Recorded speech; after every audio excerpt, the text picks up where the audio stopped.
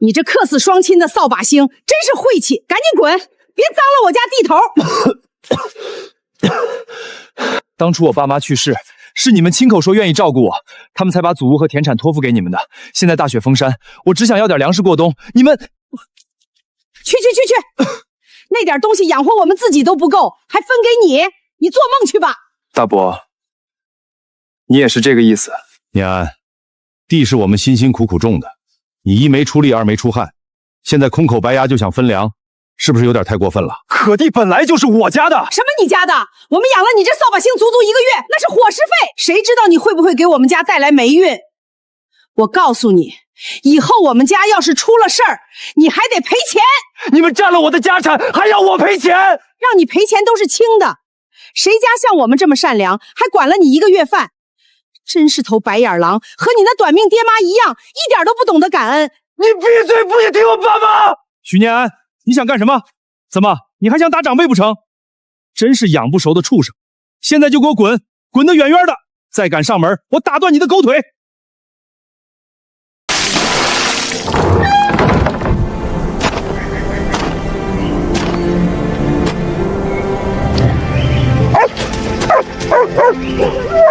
得，大冬天穿这么单薄，估计混的还不如本狗呢，哪儿还会有多余的食物？你瞅啥？你在说话？碰到个精神病！大哥，本王只是条狗，本王说话，你能听得懂吗？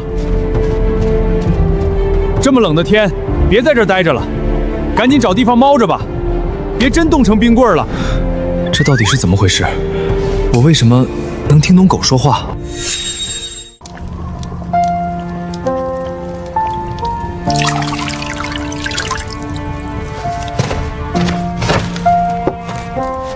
我去，你家米缸都空了，就这么点粮食，你还愿意分给本王？吃吧，大雪封山，根本没有什么食物，你估计也饿了很久了。好人啊，那本王就不客气了。虽然不知道什么原因，但是我真的可以听得懂这只大黄狗的话，就是不知道我还能不能听懂其他动物的话。舒坦，虽然不够填牙缝，但没想到居然还有这么仗义的人。从今以后，你就是本王大哥了，本王就是你小弟，你叫本王狗弟就行了。你应该没吃饱吧？米汤这么稀。这，吃吧，遇到你也是缘分。哎，你要去哪儿？这么大雪，狗哥应该是回家了。每个人都有家，但是我的家又在哪里呢？快打开，看看本狗给你带了什么好东西。这。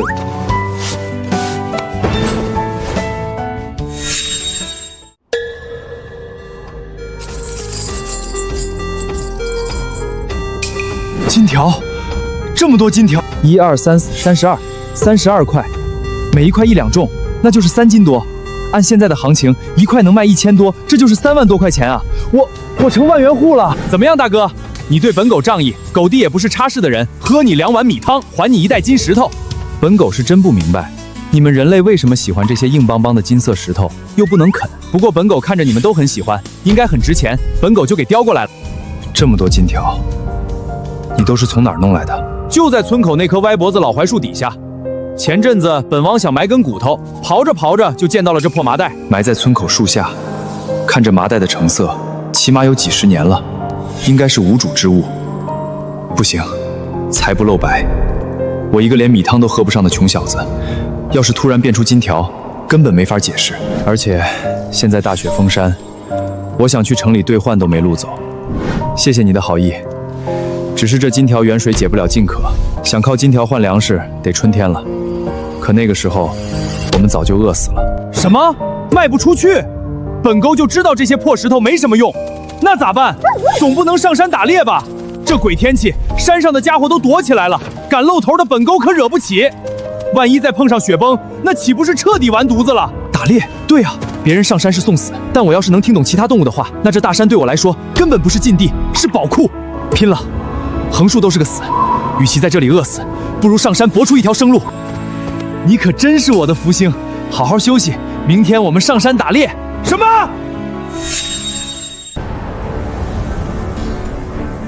大哥，咱们商量商量，能不能别这么冲动？命都是自己的，实在不行，本旺知道附近有个狗窝点儿，那几只恶狗存了不少骨头和干肉，本旺带你去抢它们，行不行？就你这小胳膊小腿的，遇到熊瞎子、野猪，咱俩都不够人家塞牙缝的。走了。我不走，要去你自己去，我还没活够呢。哎，真是的，我怎么就认了这么个一根筋的大哥？等等，本狗！哎，本王这狗生算是交代这里了，犟，太犟了。要是能听懂本王说话就好了，简直气死狗了。你们是不知道那许念安简直就是个养不熟的白眼狼。我们家老许心善，供他吃供他喝，结果呢，他还不满足，一开口就要今年收成的90%，说那是他爹留下的。啊，真的假的？念安那孩子我瞧着挺本分的，不像是那种人啊。这人呐，知人知面不知心，当初看他可怜才收留他，结果他现在翻脸不认人，说田产祖屋全是他的。今年这么大的雪，我们要真给了他90%，全家老小吃什么？他这就是想要咱们的命。真看不出来，心肠居然这么歹毒，好歹是亲大伯家。念安这打扮，他是要上山打猎？这么大的雪，他上山能打得到猎物吗？哼，就他还打猎，我看是嫌命长，没那个本事还想吃肉，活该喂了狼。翠芬，你刚才不是说给了他今年收成的1半吗？既然有粮食，念安干嘛还要冒死上山？这我哪里知道？兴许是他不知道省着点儿，一下子把粮食全造完了，家里揭不开锅了吧？行了行了，冷死了，我还要回家做饭，不跟你们瞎扯了。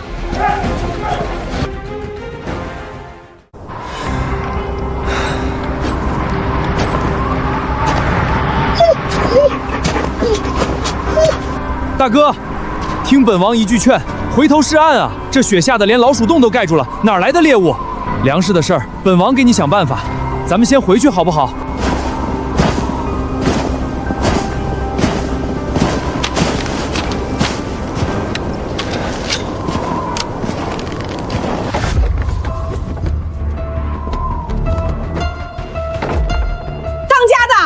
喜事儿！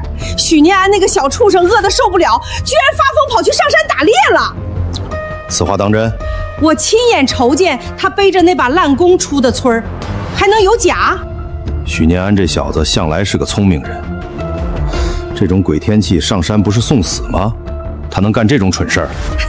这人啊，饿极了什么事儿做不出来。我看他那是活腻歪了。当家的，我看那小子10有8九是回不来了。只要他一断气儿，他爹妈留下那2间祖屋和那几亩良田，可就彻彻底底归咱家了。你小声点儿，生怕隔壁左右听不见是怎么着？就算那小子能侥幸捡回一条命，那也得脱层皮，难不成他还能打到猎物？嘘。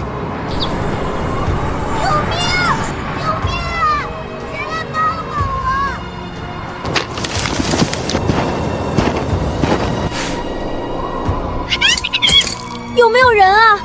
只要能救我出去，我愿意把过冬存的所有粮食都给他。他说了，过冬的粮食全给我们。松鼠最会藏粮食了，够我们吃好久了。你听见了吗？听见了。那就好。我操！我是不是已经死了？已经出现幻觉了？为什么我看到人类在和一条狗说话？大哥，你能听得懂本王说话？太好了，我不仅仅可以听得懂狗说话，其他动物我也完全听得懂。嘶，好痛，不是幻觉。大哥，快救我！叔叔，我说到做到，留的食物全部都给你。我现在救你出来，可能会有点疼，你稍微忍一下。大哥他真能听得懂我们说话。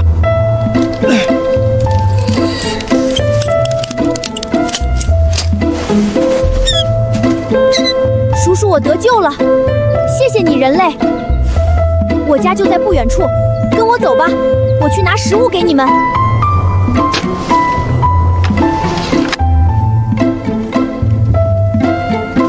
哥，大哥，大哥！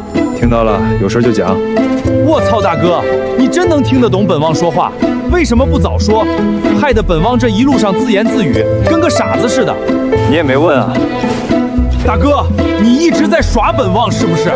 本王和你说，这事儿没完，居然一直看着本王在那里说话，一点回应都没有，这就有些伤狗弟的心了。行了，等会儿食物多分你些。好嘞，果然是本狗的好大哥。到了，我的食物都在上面，你们尽管拿，不要和叔叔我客气。怎么样，人类？叔叔我的私人仓库没让你失望吧？这些可都是我精挑细选出来的，够你吃大半个月了，赶紧都装走吧。我都装走了，你吃什么？这个你就不用管啦，叔叔我自有办法，大不了再去林子里捡点肉，实在不行，我去其他松鼠那里借点儿。我拿一半就好，我确实缺食物，这些算我借的。等开春了，我一定把这些都还给你。不用不用，你可是救了我的命，要不是你，叔叔我早在这儿冻成冰棍了。拿走，全都拿走。你等会儿，食物你不愿意拿走，那我再送你一件礼物。给，这是蓝宝石，品质这么高，在外面至少值1万块，你确定要给我？这玩意儿是叔叔我在山里捡的，对我没用，还不如几颗松子呢。既然你觉得有用，那就给你，算报恩了。动物都知道知恩图报，可有些人却连动物都不如。谢了，好好活下去吧，我们春天再见。拜拜。不好，又是那个坏家伙来了，快躲起来！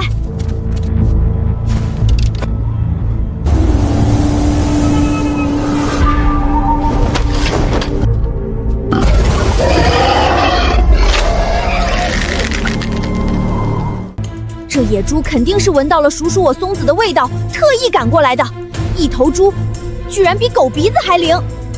你们快躲起来，它可凶了，我好多同族都被它给顶死了。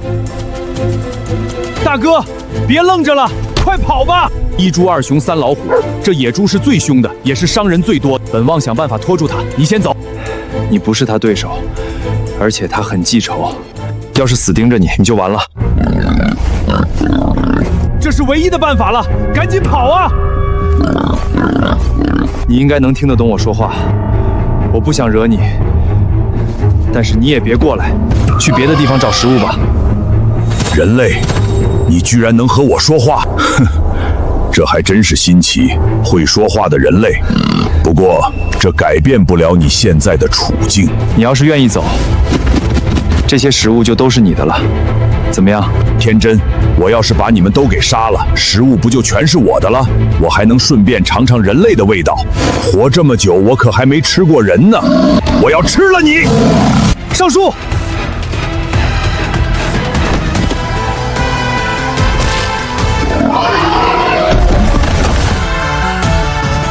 他要做什么？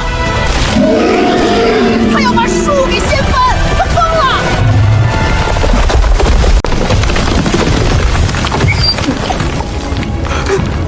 大哥，这头猪疯了，树要是塌了，咱们怎么办？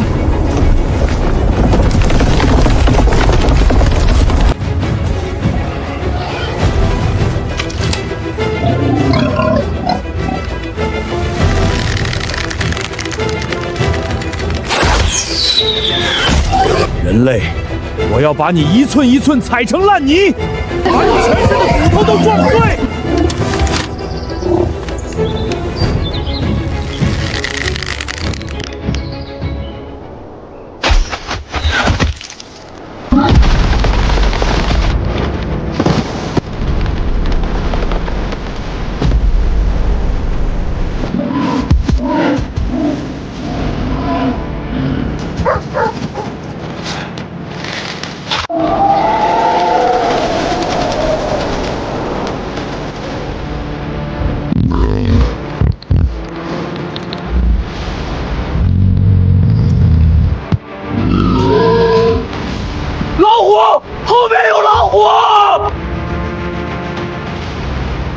狡猾的人类，死到临头还敢骗我！不！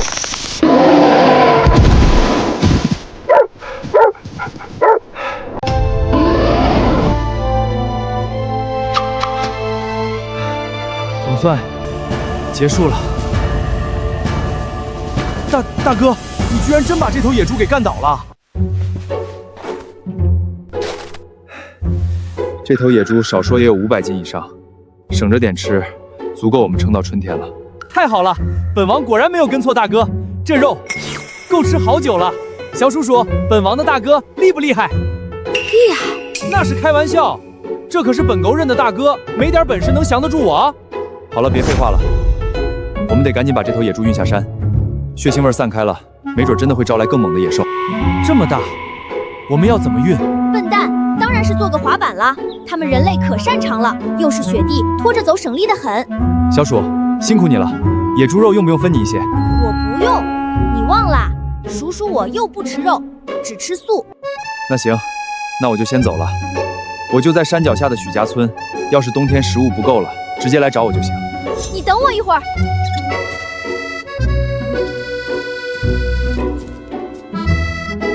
你这是？当然是跟你一起走啦。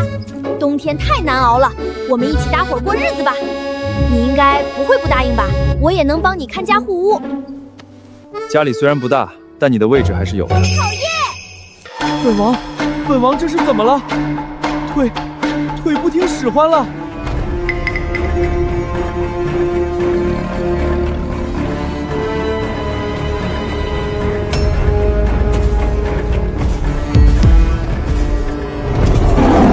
念安这小子一晚上都没有回来，该不会是出什么意外了吧？这种天气上山还待了整整1夜，我估计是凶多吉少了。翠芬，好歹念安也是你侄子，你当初就不劝一劝？哎呦喂，这你可就冤枉我了，我哪有那个本事？你是不知道许念安在我们家作威作福的样子，稍微不高兴就砸东西，家里都被他给砸了个稀巴烂。我们当家的去劝，还被推了一把。这腿到现在都还是瘸的。都是一家人，这种事儿就别说了。按道理来说，我们给的粮食已经足够他过冬了，为什么还要跑去山上冒险？猎物没打成，还把自己命给丢了。你又不是不知道许念安什么德行，觉得自己可了不起了。平常在家的时候，那可是十指不沾阳春水，还觉得自己能上山打猎，估计连只兔子都抓不到。哼，你把人家当亲戚，人家把你当大伯吗？许念安父母人都挺好的，怎么生出的小孩是这个样子？我看啊，有些人的坏就是天生的，怎么样都改不了。不行，再怎么说他都是我侄子，还是我亲弟弟交到我手里，让我照顾好他。我得上山去找找，活要见人，死要见尸。当家的，你疯了？你又不是不知道现在山上有多危险，万一迷路了，那就把命给搭进去了。阿强，翠芬说的没错，你冷静点。为了救许念安，把自己给搭进去不值得。难道我就眼睁睁看着许念安躺在山上，以后我怎么有颜面面对他的父母？阿强，你做的已经仁至义尽了，没必要。这……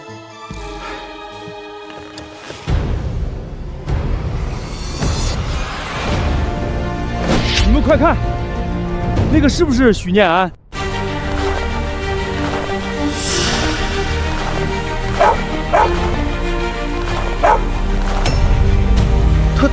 他不仅没事儿，还打了一头野猪回来。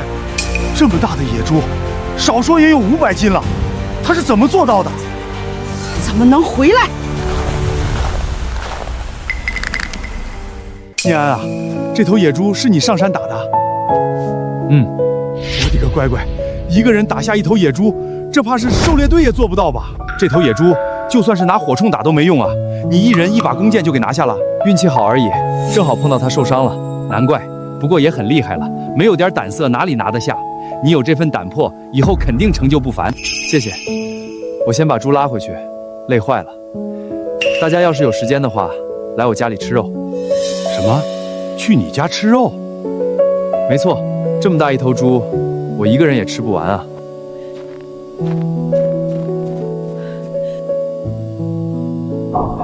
这不太好吧？毕竟你是拿命搏的，我们都没出力，还是算了。不用客气，大家都是一个村的，和亲人差不多。到时候搭把手把猪给处理了就行，咱们一起吃杀猪菜。那行吧，大家快帮把手！阿强、翠芬，听到没有？念安要请村人吃杀猪菜，你们还站在那里干什么？过来搭把手啊！你们之前不是最担心他了吗？念安，恭喜你了！我就知道你这孩子有出息，打小就聪明。念安，没想到你本事这么大，大伯没白疼你。这么大的猪可不好处理，这种累活还是交给我来吧。你赶紧回屋歇着。我请全村吃肉，可没有包括你们一家。念安，你这孩子又闹什么脾气？我们可是你的亲伯父伯母，你打这么大一头猪，不说分我们一半也就算了，现在请全村人吃肉，就不给我们沾一口，让别人看着还以为咱们一家人闹矛盾了呢。分你们一半，你们配吗？许念安，开玩笑也要有个度。你就是这么和你伯母说话的吗？没大没小。原来你们还知道你们是我的伯父伯母啊！我们怎么了？我们有哪里对不起你的吗？你爹妈死得早，要不是我们照顾，你能活得下去吗？照顾，好一个照顾！你们一把将我爹妈留下的祖屋和田产拿到手，转身就直接把我赶出家门，寒冬腊月的，不给我留一粒粮食，逼得自己亲侄子只能冒着暴风雪上山打猎讨生活。这就是你们口中所谓的照顾吗？阿强，这到底是怎么一回事儿？你们之前不是和大家伙说，分家的时候给了念安一半的粮食吗？就是啊，今年咱们村收成可是很不错的，那田里的产出足够你们舒舒服服过冬了。许念安就只有一张嘴，你们居然不给粮食，还把他赶出门，这也太过分了吧！你们懂个屁！一天到晚听风就是雨，眼看有肉吃，为了能吃上一口，就开始舔着脸替许念安说话了，是不是？那你倒是解释解释，许念安要是家里有粮，为什么要冒着这么大的风雪上山打猎？这可是连命都不要的事儿。我怎么知道他是怎么想的？拿了人家爹妈留下的祖屋和田产，就要负起养人的责任，不然小心遭天谴。就是，赶紧把祖屋和田产还给念安，这些东西你们拿着，晚上睡觉就不觉得烫透吗？凭什么还？那田地和房子现在就是我们的，他一个毛头小子拿着这么东西有什么用？想要我们还？做梦去吧！阿强，你也是这个意思？哼，祖屋和田产上面的契书，白纸黑字写的就是我许强的名字，那可是村长亲自见证画了押的。你们要是对这事儿有意见，找村长去。在这里瞎叫唤什么？这简直就是强取毛夺，欺负一个孤儿也不怕丧了良心，真让人恶心。你们怎么说话呢？一个个嘴巴放干净点儿！再敢多管闲事，信不信我半夜去你们家门口泼粪？别说了，先走。许念安，你这个小畜生，给我等着！念安，你这孩子又闹什么脾气？我们可是你的亲伯父伯母，你打这么大一头猪，不说分我们一半也就算了，现在请全村人吃肉，就不给我们沾一口，让别人看着还以为咱们一家人闹矛盾了呢。分你们一半，你们配吗？许念安，开玩笑也要有个度。你就是这么和你伯母说话的吗？没大没小。原来你们还知道你们是我的伯父伯母啊！我们怎么了？我们有哪里对不起你的吗？你爹妈死得早，要不是我们照顾，你能活得下去吗？照顾，好一个照顾！你们一把将我爹妈留下的祖屋和田产拿到手，转身就直接把我赶出家门，寒冬腊月的，不给我留一粒粮食，逼得自己亲侄子只能冒着暴风雪上山打猎讨生活。这就是你们口中所谓的照顾吗？阿强，这到底是怎么一回事儿？你们之前不是和大家伙说，分家的时候给了念安一半的粮食吗？就是啊，今年咱们村收成可是很不错的，那田里的产出足够你们舒舒服服过冬了。许念安就只有一张嘴，你们居然不给粮食，还把他赶出门，这也太过分了吧！你们懂个屁！一天到晚听风就是雨，眼看有肉吃，为了能吃上一口，就开始舔着脸替许念安说话了，是不是？那你倒是解释解释，许念安要是家里有粮，为什么要冒着这么大的风雪上山打猎？这可是连命都不要的事儿。我怎么知道他是怎么想的？拿了人家爹妈留下的祖屋和田产，就要负起养人的责任，不然小心遭天谴。就是赶紧把祖屋和田产还给念安，这些东西你们拿着，晚上睡觉就不觉得烫手吗？凭什么还？那田地和房子现在就是我们的，他一个毛头小子拿着这么东西有什么用？想要我们还？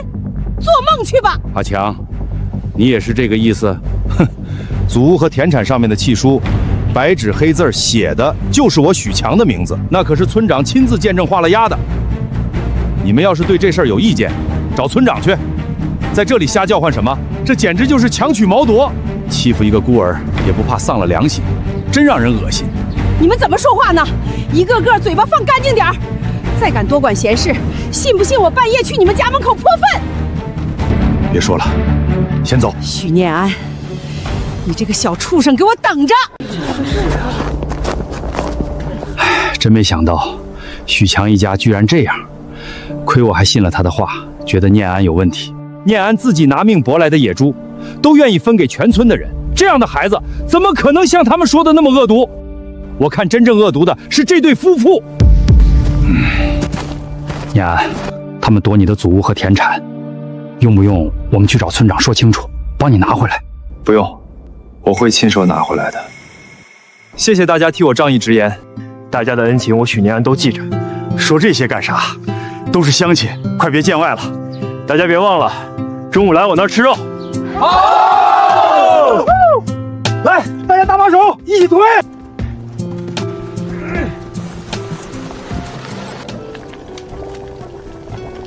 真香啊！这种天气能吃上一口荤鲜，简直是做梦都不敢想的事儿。谁说不是呢？这都多少年没见着这么多肉了，还不是得感谢念安。念安，以后家里有什么事儿，知会一声，我们保准过来帮忙。许强一家要是敢过来闹事，我替你把他们打出去。好，那我就先谢过各位叔伯了。有这样的大哥，本王这辈子值了。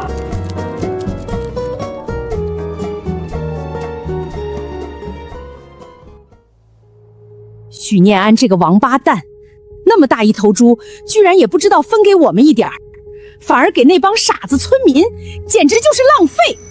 要不我们去找村长说说，那头猪按辈分怎么说，我们也得占一半。怎么说？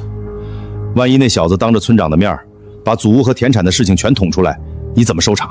那我们就眼睁睁看着野猪被他们给吃完，那本来都是我们家的肉啊！哼，不用急，等晚上再说。晚上？这么大的猪，他们那帮穷鬼肯定吃不完，估计能剩很多。等到了晚上，大家都散了，我们再过去，新账旧账一起算。等着野猪皮再晾几天，到时候做成衣服，这个冬天就好过多了。好撑啊！好久没有吃这么饱了，本王肚子快要爆了。活该！谁让你吃了一碗又一碗，贪心鬼！怎么说话呢？本王可是最先认识大哥的，你最后才来，你是我们的小弟，得听本王的。我呸！这也是属我的大哥，休想蒙我！好了，别闹了，时间也不早了，你们早点睡吧。好。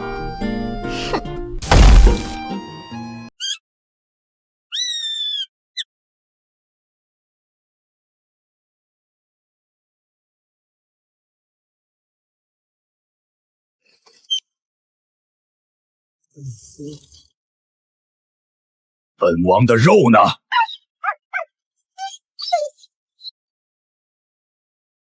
别急，时间太晚了，我以为你都不来了，就先收起来了。我现在就去给你热一热。好了没有啊？本王已经等不及了。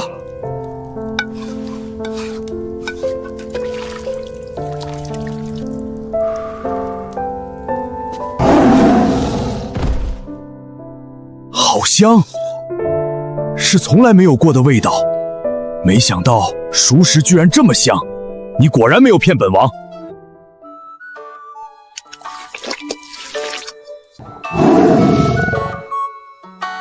很好，你是个有信誉的人，说到做到。还好本王没把你给吃了，不然就吃不到这么香的肉了。本王记住你了，以后你要是上山，尽管报本王的名号，本王罩着你。许念安，开门！快给我开门！谁？是我，你大伯母，听见没有？赶紧出来开门！你还知道开门啊？不知道的还以为你死在里面呢。让我们等这么久，你是要冻死我们吗？半夜3更的，你们来做什么？怎么，我们还不能来了？长辈上门那是看得起你，你这什么态度？长辈上门也不知道请进屋里喝杯茶，还有没有点规矩了？就是。有什么事儿就在这儿说吧。许念安，你这是什么意思？哪有让长辈站在雪地里说话的道理？这么冷的天，你让我们在屋外冻着，给我让开！你敢？哎呦，你想做什么？还想打长辈吗？你有本事就动手啊，让全村人都看看你是个什么德行！你以为拿点肉收买村民，翅膀就硬了？我告诉你，没用！要是没别的事儿，你们可以走了，我还要睡觉。好啊，明天我就去村长家，让村长评评理。按照族规，不尊重长辈要被赶出村子，从族谱上除名。你到底想干什么？现在知道怕了，晚了。要么你把家里剩下的猪肉全部交出来，一块都不许留，否则，明天你就等着滚出这个村子。外面发生什么事了？吵死了！本王难得睡个好觉。我大哥的亲戚又过来闹了，非要分猪肉。什么？分猪肉？猪肉都分走了，本王吃什么？啰里吧嗦的，直接赶走不就行了？他们赖着不肯走。这2个人可坏了，欺负大哥父母去世，不仅抢走了他家的屋子和田地，还把大哥赶出家门。这么冷的天，1粒粮食都不给，大哥没办法，才冒着雪上山打猎的。还有这种人？废话那么多干什么？让本王出去吃了他们不就行了？不行的，你要是把他们吃了，大哥就没办法在村子里待下去了，说不定还要负责。本王吃的和许念安有什么关系？我也不是很清楚，人类太复杂了。真烦，人类怎么这么多弯弯绕绕的？本王不管了，人类的事情就让他们自己处理吧。那2个人的肉，本王吃起来也嫌膈应。听到没有？把肉都给我交出来，别想藏私！那么大一头猪，你居然都分给那群穷鬼村民吃，你是脑子进水了吗？这是我打来的猎物，怎么分？分给谁？貌似还轮不到你来做主。谁说的？你那短命鬼爸妈把你交给我们，你就该听我们的。那头猪本来就该给我们来处理，你不仅得将猪肉给我全部拿出来，而且分出去的那些也要补上。明天你就去山上，再给我们打一头猪回来。你说的轻巧，这大雪封山的野猪是你想打就能打得到的吗？那我不管，那是你的事儿。好了，别吵了。念安，先把肉拿出来再说吧。至于分出去的，等后面再补。听到没有？快去！肉的事儿你们别惦记了，都已经吃完了。什么？都吃完了？许念安，你在糊弄鬼呢！大几百斤的猪肉，说吃完就吃完，每人就算是吃1斤，也得几百个人吃，到底藏哪儿了？你肯门给我打开，老娘今天要亲自进去搜！念安，你是不是把我们当傻子了？那么大一头猪，怎么可能吃得完？哼，我看你分明就是翅膀硬了，不想孝敬长辈。既然知道我不肯给，还不滚远点儿？放肆！你怎么说话呢？有你这么和长辈说话的吗？走，跟我去祠堂，我要当着全村的面执行家法。祠堂？就你们还有脸谈长辈？你们当初是怎么对我的？去祠堂，难道就不怕祖宗显灵看着你们这副嘴脸吗？哼，我有什么好怕的？你父母去世，后事可都是我一手操办的。你所谓的一手操办，就是私吞了村里凑的丧葬费，百般克扣，最后连口像样的棺材都不舍得给他们买。你懂什么？那点钱根本就不够，后面还是我补上的。许念安，你这个不懂得感恩的小畜生，你再敢乱说，我就撕烂你的嘴！你大可试试。现在给我滚开！今天这肉我拿定了，天王老子来了也没有用。不准动！住手！看到没有？他慌了，我就知道这小畜生舍不得给村民好肉，估计那些人吃的全是下水，好肉肯定都藏在屋里呢。我看你今天怎么拦！开门！肉。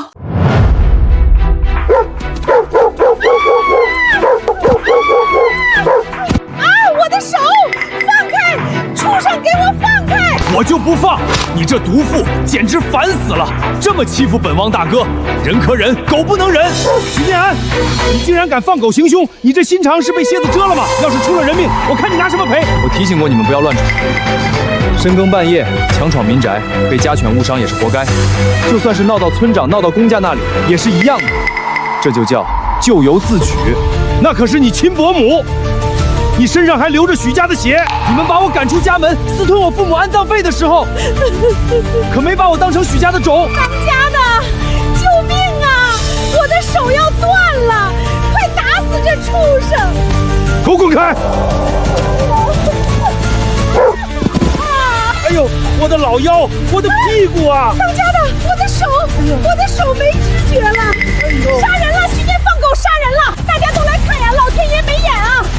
这种丧尽天良的小畜生根本就不配待在村子里！来人呐，快来打死这疯狗，把这逆子赶出村去！怎么会有这么不要脸的人类？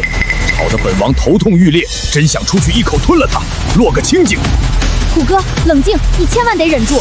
你不像我们这些小的，你要是现了真身，整个村子都得炸了锅，到时候被村民围住，大哥也保不住你。本王在山里横行百里，想吃谁就吃谁，在这破屋子里竟过得这么憋屈。那两个人类最好这辈子都别上山，要是让本王在林子里碰见，本王定要让他们好看。许念安，我告诉你，这事儿没完。你最好乖乖的把门打开，把肉给我送出来，不然不带你去祠堂把你打得皮开肉绽，我就不叫许强。当家的，你和他说那么多干什么？这些肉本来就是我们的，他放狗咬我，还要赔偿1头野猪，不够，必须要2头野猪。你还敢拦？给老娘放开！我不让你们进去，是为了你们好。你有这好心，现在服软没用。当家的，快把门推开，把肉全部带走。明天我们把村长找来，再和他算账。让开！你们真的要进去？吓唬我们？真以为我们是吓大的？里面除了你藏起来的猪肉，还能有什么？该不会是藏了一头老虎吧？你说的没错，的确有一头老虎。许念安，你为了不让我们拿肉，真是什么谎话都编得出来。你怎么不说你在里面藏着一条龙呢？还老虎？真要有老虎，第一个吃的就是你。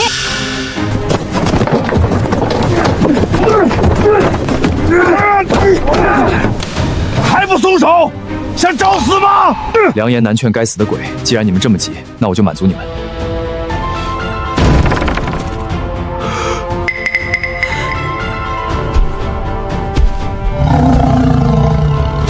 找死！正好本王又饿了。我早就劝过你们了，让你们别开门，你们非要开。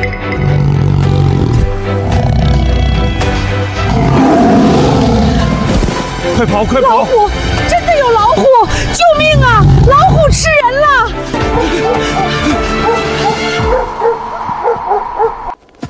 哈哈哈哈哈！谢了，虎哥。小事一桩，要不是小狗和松鼠劝本王，说是会给你带来麻烦，本王刚才非得给他们吞了不成。但你记得，你欠本王一顿烤肉，下次有时间过来，烤肉准够。这可是你说的，本王可不会跟你客气。大半夜还得回山上，烦死了。本王先走了，回去补觉。烤肉要是好了，让松鼠或者大黄狗去喊本王一声。要是让本王知道了你们吃独食，哼！放心吧，虎哥，忘了谁都不会忘了你的。那就好。帮帮忙，把这些脚印都给清理了。都别睡了，大家快出来！村子里进老虎了！救命啊！大半夜不睡觉，在这里喊什么呀？许香，你家房子着火了？有老虎，特别大的一只老虎。此话当真？我亲眼看见的，那还能有假？在哪里？有没有跟过来？没有，就在许念安家里。你说哪里？许念安那个破草房里。许念安呢？被老虎给叼走了？没呢，他那个王八蛋活得好好的，一点事情都没有。我刚才推他家门，一头大老虎就那么慢悠悠走出来了，那嘴张开比我头还大。要不是我们两口子跑得快，骨头渣子都没了。你们俩是不是喝多了尿急，搁这说胡话呢？老虎在许念安屋里，他还能喘气儿，合着老虎是许念安养的猫不成？大家都散了吧，这不扯淡吗？大半夜吃饱了没事干，拿老虎消遣大家，真是缺了德了。我说的都是真的，你们怎么就不信我呢？当家的，你说句话呀，快告诉他们！大家别走，我媳妇儿说的千真万确。我们再怎么样也不可能拿老虎这种事情开玩笑。老虎确实是从许念安屋里出来的，至于他为什么没事儿，我们不知道。但那畜生个头实在太大了，要是让他在村里待着，这可是要出人命的。有老虎确实不能大意，宁可信其有，不可信其无。万一那是头下山觅食的恶虎，快，大家回去抄家伙，锄头、扁担都带上。我们先去找村长，然后一起去许念安那儿看个究竟。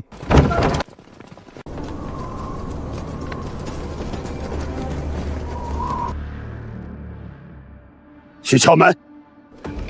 我不去，要去你们去。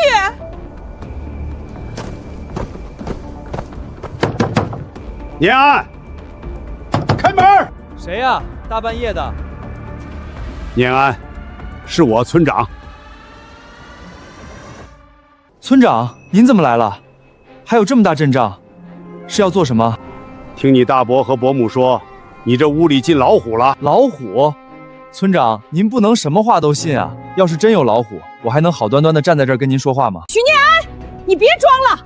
我跟当家的亲眼看见那老虎从你屋里走出来，肯定还藏在屋里。你把老虎引进村，到底是何居心？你要陷害我，好歹找个靠谱点的借口。老虎进村，这故事编得未免太荒谬了。我陷害你？我知道了。大家伙听着，许念安上山肯定是被老虎吃了，他现在是成了老虎的伥鬼了。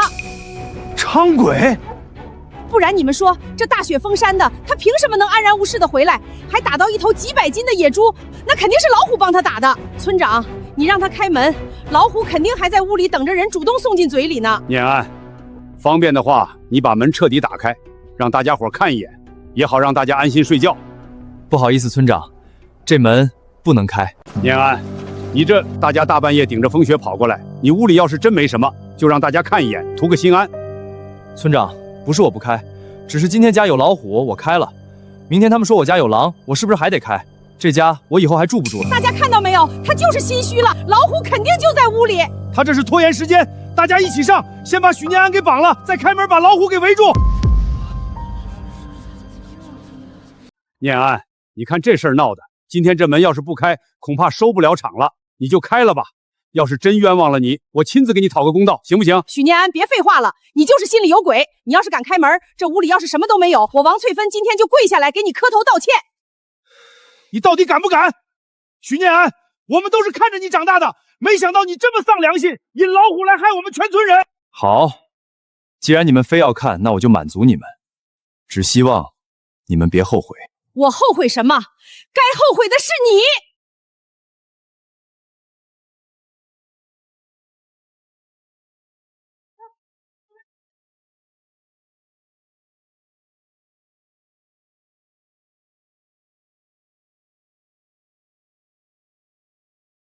不可能，这怎么可能？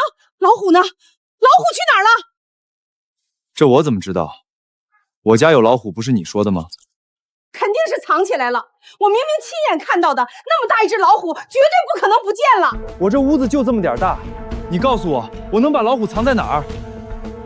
那你刚才为什么不敢开门？你要是心里没鬼，为什么不让我们进来？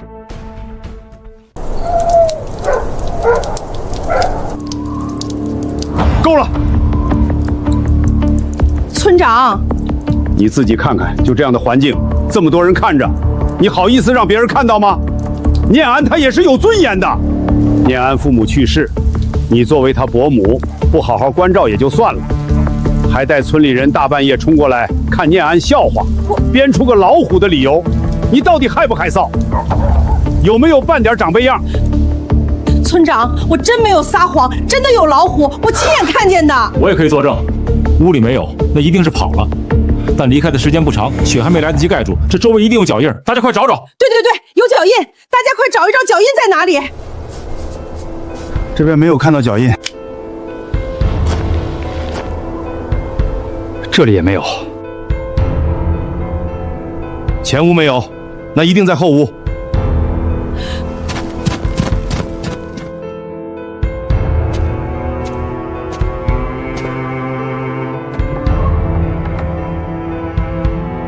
怎么会没有脚印？那么大只老虎，不可能凭空消失。王翠芬，你们夫妻俩闹够了没有？大半夜撺掇大家过来。村长，你们怎么就是不信我们呢？你当这是好玩的吗？你们还是小孩子吗？村长，我们真的没有骗你。那你跟大家伙说说，到底咋回事？我们是真的来这里，许念安死活不让我们开门，然后我推开门，就有一头大老虎走了出来，就站在这门口，我亲眼看见的。那老虎呢？我也不知道。哼，好一个不知道！许念安到底哪里得罪了你们，要让你们这么整他？你们到底有没有把他当侄子看？村长，不是我们不把他当亲人，是他主动要和我们断绝关系的。那么大一头野猪给全村人分，就是偏偏不给我们，这不是当着大家的面打我们的脸吗？所以你们就来报复念安？不是报复，是……那你们大半夜不在家里好好睡觉，跑到念安这里来做什么？说啊，大半夜跑到这里来，到底做什么？我们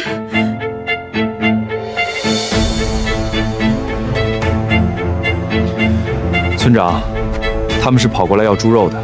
要猪肉？大半夜过来，有什么见不得人的？白天来要不行吗？因为他们说整头野猪都是他们的，为什么要分给那些傻子村民？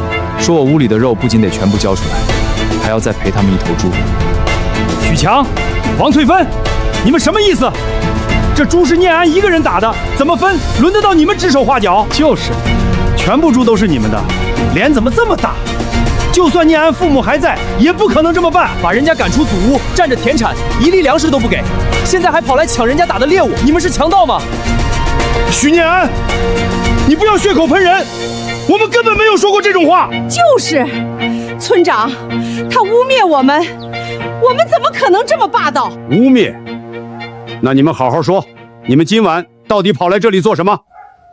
村长，您误会了，我们是来看看念安冷不冷，给他送棉被的。他还是个孩子，一个人住在这里，我们实在不放心。对，是这个意思，就是来看看他，没有别的意思。既然不放心念安，当初为什么让他住在这里？念安父母留下了祖屋，为什么不让他回去住？村长，这您有所不知，是念安自己脾气倔，和我们闹矛盾，非要搬出来住的。这牙齿还能和舌头打架呢，一家人哪有不拌嘴的？都是小事儿，等他气消了就好。就是，等念安气消了，我们就把他接回去，好好过日子。你们确定？确定，我们哪里会亏待自己的侄子？不用了，村长，我住这里挺好的，他们俩只需要把欠我的粮食还回来就行了。你不要胡扯，粮食早就给你了，足足5成，你一个人住着够吃了。就是，我们什么时候短过你的粮食？你不要乱说。一半，你们说给了，那就来屋里搜一搜，若是能搜出1粒粮食，我从今往后不再要你们半分。屋里没有，那也有可能是你藏起来了。总之，粮食我们是肯定给了的。是吗？那你们敢不敢现在就带着大家去你们家里看看，你们屋里究竟囤了多少粮食？凭什么去我们家搜？我们家有多少粮食都和你没有关系，反正粮食我们就是给了。你这人心怎么这么坏？给你5成你还不知足，现在还惦记上我们自己的粮食了。村长，您看看，这孩子真是被我们惯坏了。我们好歹也是念安的伯父伯母，他父母去世前可是特意拉着我的手，叮嘱我们照顾他。这粮食上肯定是不会缺他的。我也搞不懂他今天为什么要这么说，真是寒了我们做长辈的心啊！既然这样的话，那就去你家看看，这1年的收成，账面上都可以算出来的，到底有没有给够，查一查，一目了然。村长，我看这个就没有必要了吧？咱们都是一个村的，难不成我许强的人品您还信不过吗？许强，你还要装到什么时候？村长，您这话说的，我装什么了？许念安怎么说都是你亲侄子，他父亲更是你异母同胞的亲弟弟。他临终前，把祖屋和良田都托付给了你，你就是这么照顾许念安的，把他赶到这破屋子里挨冻受饿，这就是你说的没缺过粮食？我这不必多说了。天亮了，去祠堂。既然你们两口子不愿意好好照顾念安，那就把田产和祖屋通通还给他。这不可能！那田产和祖屋既然给了我们，那就是我们许家的东西，哪有要回去的道理？你可是村长，做事怎么能这么偏袒许念安这个小杂种？到底是我偏袒，还是你们丧了良心？明眼人都看得清清楚楚。不可能！我告诉你们，没门儿！这是我们的家事儿，就算你是村长，也没有资格要走我们的东西。我要去报官，对，我要去镇上告你。就你这样拉偏将的，还当什么村长？你不怕死就去。现在还只是村子里按照规矩处理，一旦上头掺和进来，查出你们霸占孤儿家产，那就不是把东西还回去这么简单的事情了。我呸！我王翠芬又不是吓大的。你今天为什么死活这么帮许念安说话？是不是背地里收了许念安什么见不得人的好处？一定是这个样子的。你们就是联合起来欺负我们两口子。我挠死你这个老不死的！哎呦，你这疯婆子！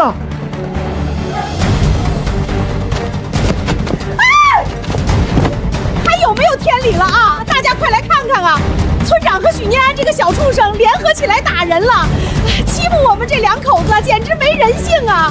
我不活了！你们俩，给你们留面子，你们自己不要，那就别怪我无情。明天一早开祠堂，给我按照族规处置。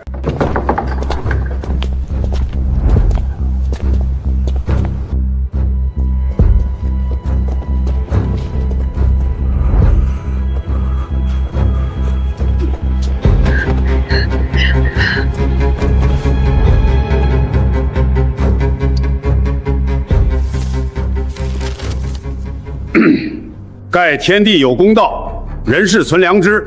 本村村民许强、王翠芬欺凌侄子许念安，强占田地家产，巧取豪夺，败坏乡风。我许有田作为许家村当代族长，勒令恶徒归还产业。许强受鞭刑30下，王翠芬10下，还一方乡土清明。不，我不按手印儿。那是我们的，那是我儿子的书修，是我们的命根子。许念安，你个客死爹娘的丧门星，你凭什么拿走？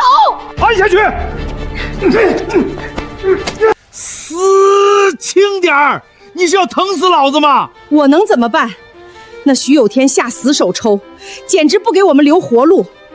还好是冬天，要是开春，动弹不了，根本没办法下地，我们都要饿死。许念安这小畜生，心思竟然这么歹毒！当家的，难不成我们就这么算了？田产和祖屋全记在他名下了，村长的老王八蛋还逼着咱们把剩下的粮食分出一半给他，这日子还过不过了？怎么可能？我许强在村里混了这么多年，还没吃过这种亏。就是粮食说什么也不能给，他不给咱野猪肉也就算了，还眼睁睁看着咱们挨打，咱得想个法子，不能让他这么嚣张，不然咱们以后在村里还怎么抬头见人？他以为签了契书就万事大吉了，那是我的祖屋。今天我就把话撂这儿了，没有我的同意，他许念安这辈子别想跨进那祖屋半步。那几亩田，我看谁敢动一下。谁呀？催命呢？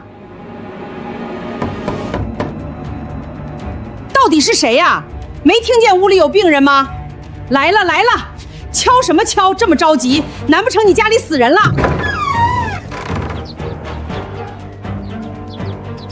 小畜生，你还敢来这里？我为什么不敢来？你想做什么？赶紧滚！这里不欢迎你，看见你就晦气。我走可以，把粮食给我。粮食？什么粮食？我告诉你，许念安，这屋里1粒米都没有。你耍赖也没有用，族长和族老都在契书上签了字，你们也按了手印，难不成大伯还想再去祠堂挨一顿鞭子？有本事你就让徐有田打死我！要粮没有，要命一条！好，我知道了。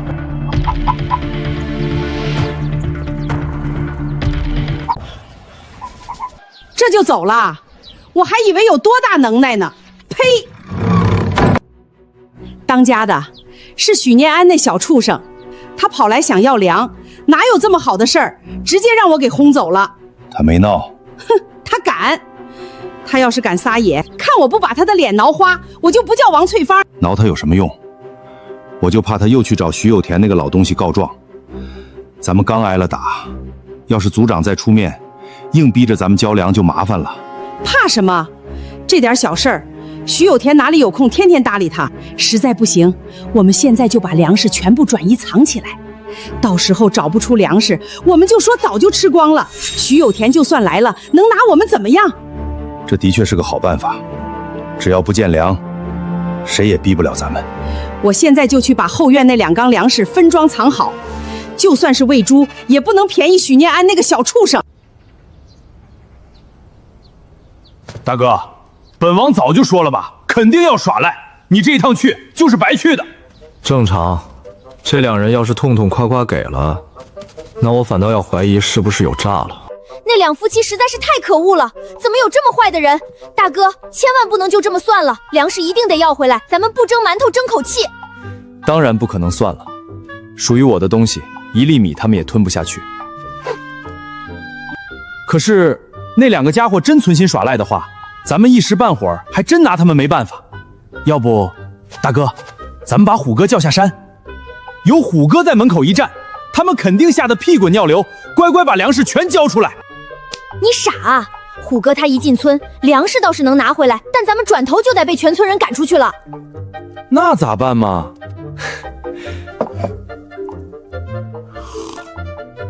拿回属于咱们的粮食，还犯不着让虎哥出面。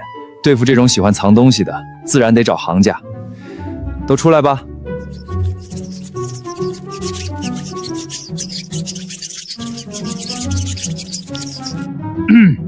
咱们可先说好了，我们兄弟去把粮食给你运过来，你就分我们1成当辛苦费，可不许反悔。我许念安向来说话算话。好，我信你一次。小的们，干活了，咱们走。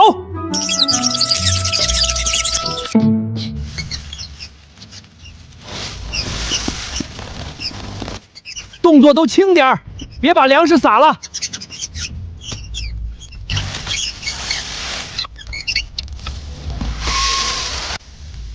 许念安，按照你的吩咐，那边的粮食分出1半搬过来了。不过我手底下那帮兄弟没出息，干活的时候没忍住，偷吃了一些。1成我就不要了，你给半成，行不行？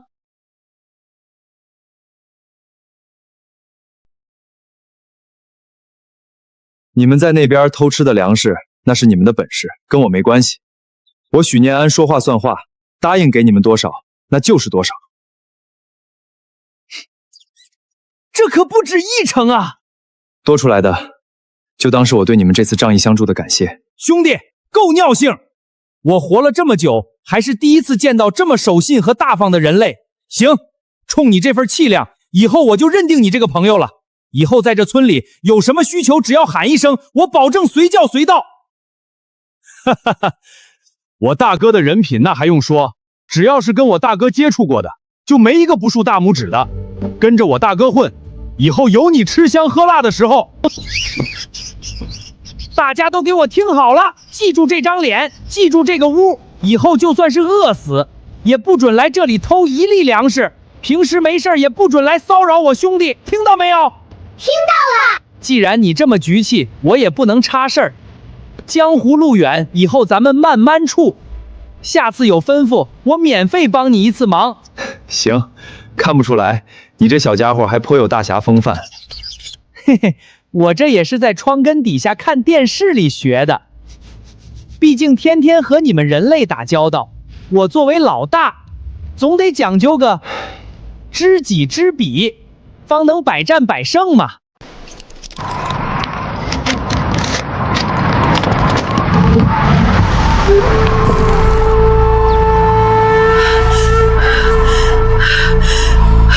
我的天啊！粮食怎么少了这么多啊！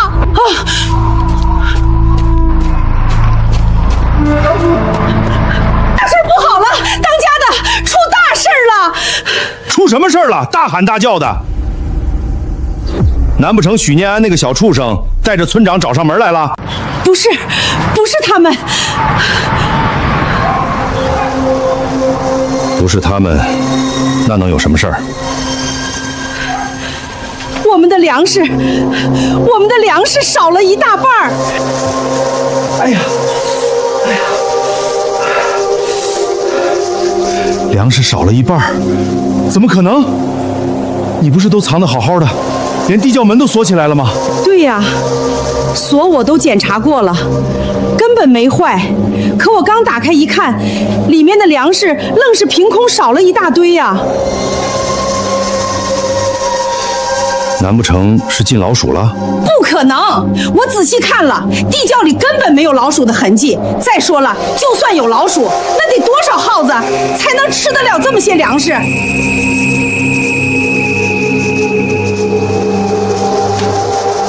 肯定是许念安。这和许念安有什么关系？肯定是他偷走的粮食。昨天我们不肯把粮食给他，他怀恨在心，扭头就来偷。天底下哪有这种下作人？可锁不是好好的吗？他怎么进去的？谁知道他用的什么下三滥手段？拿走我们那么多粮食，这次一定要让他加倍赔。他不赔，我就和他没完。不仅昨天的猪肉要全给我们，还得让他上山再打几头野猪来赔罪。对，不能便宜了这小子。走，现在就去找村长。这次至少得让村长打他100鞭子。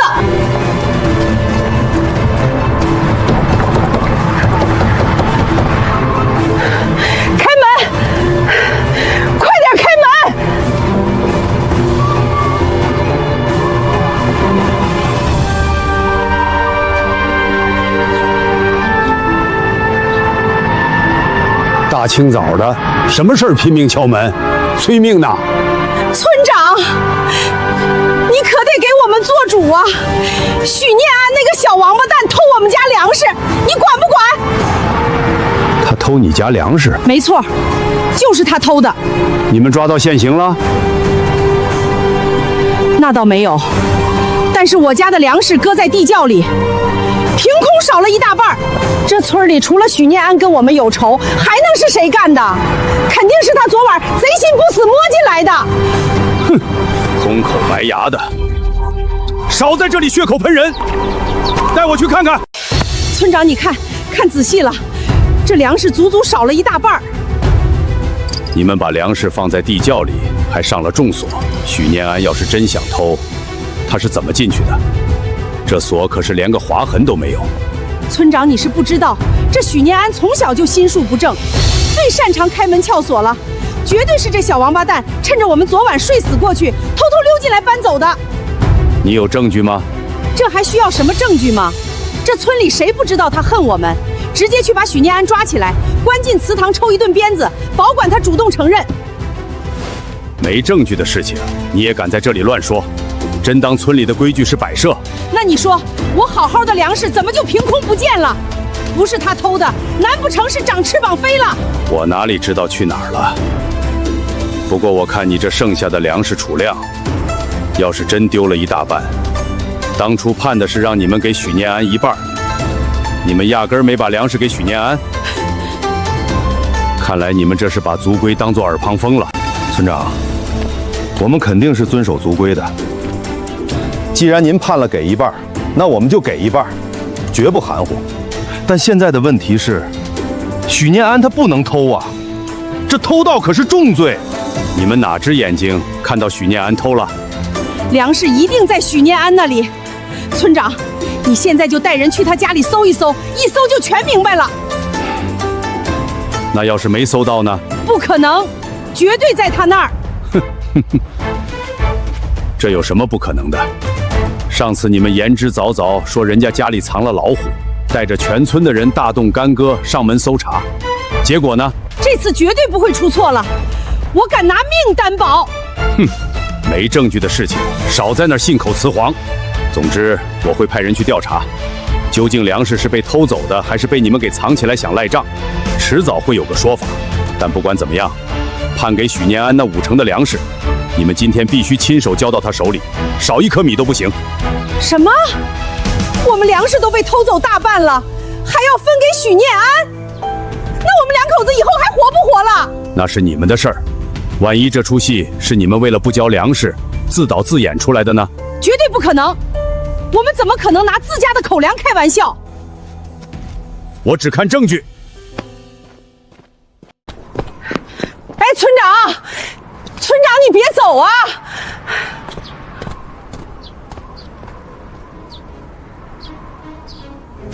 这老东西分明就是不想帮我们，还要看证据。村里谁不知道许念安那小畜生和我们有深仇大恨？他不肯帮忙，我们也没办法。谁说没有办法？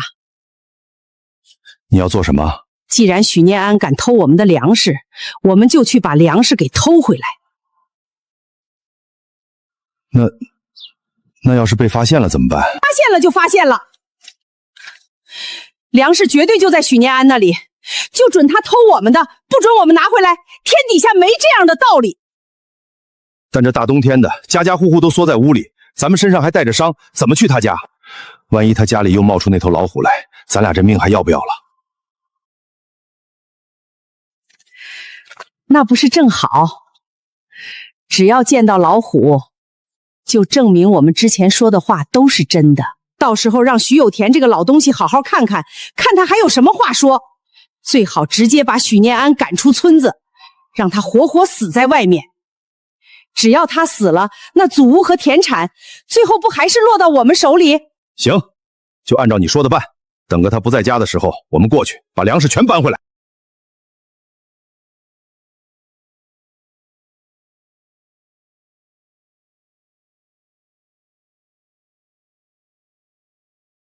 走，陪我出趟门。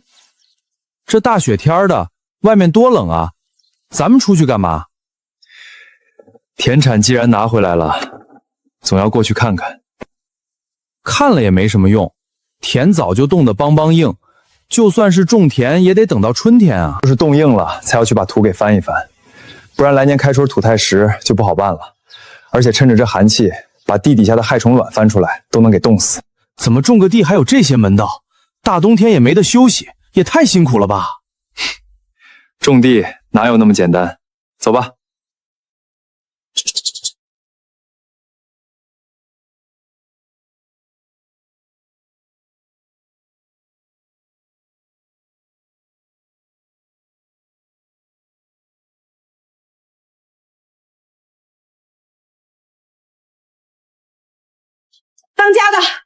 当家的，快起来！许念安那小畜生出门了。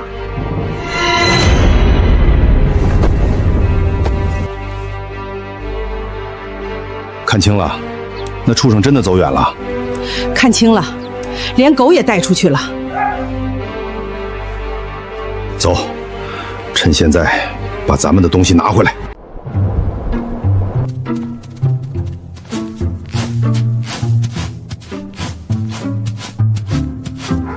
大哥，本王看了一下，这地有点难翻啊，全部都结冰了，跟石头一样硬。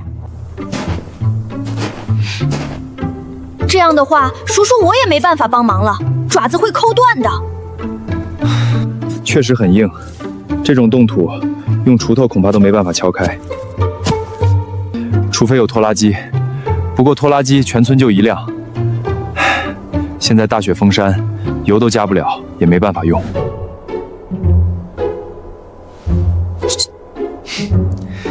看来这次得你们俩帮我忙了啊！本王也想帮忙啊，可是面对这泥土，本王实在是有心无力啊。爬树叔叔我擅长，可是让我钻着冰地，那可不行。不是让你们自己翻土，是让你们去山上请帮手。去山上请帮手？野猪吗？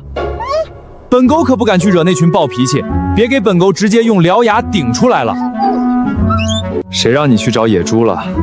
会打洞的又不只是野猪，兔子也可以啊。而且山里的兔子数量又多。对啊，本王怎么把兔子给忘了？你就去山里和他们说，让他们过来帮忙翻土，粮食管够。好的，保证完成任务。坐稳了，本王要出发了。叔叔我啊，准备好了。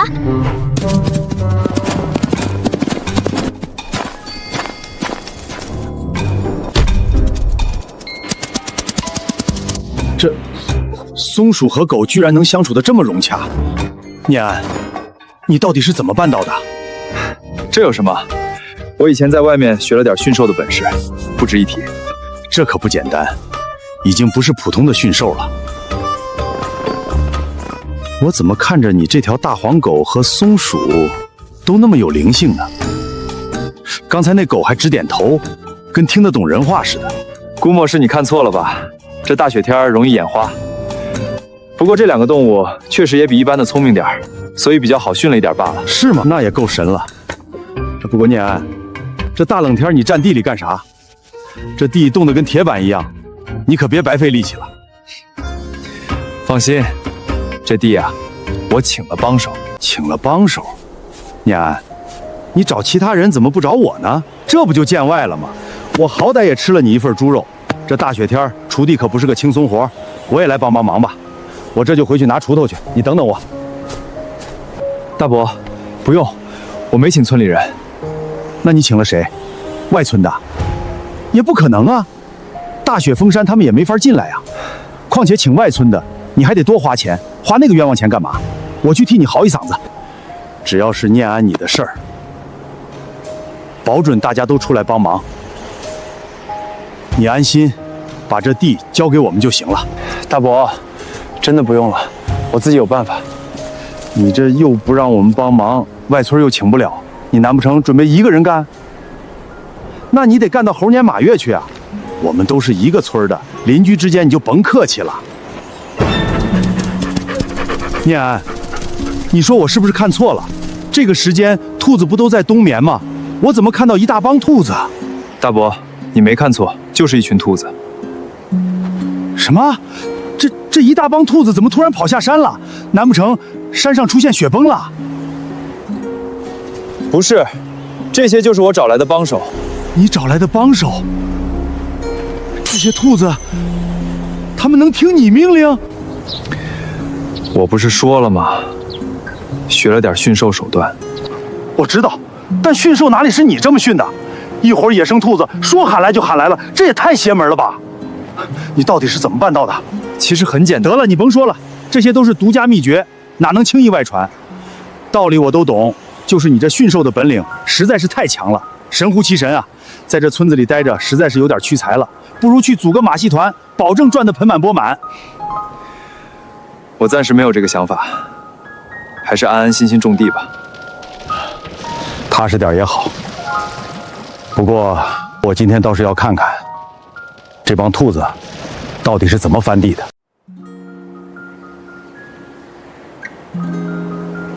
大哥，怎么样？本王效率快不快？还有数数我，是我带路的，才能这么快找到他们。真是见了鬼了！我怎么看着他们好像在说话邀功的样子？其实，动物都挺聪明的，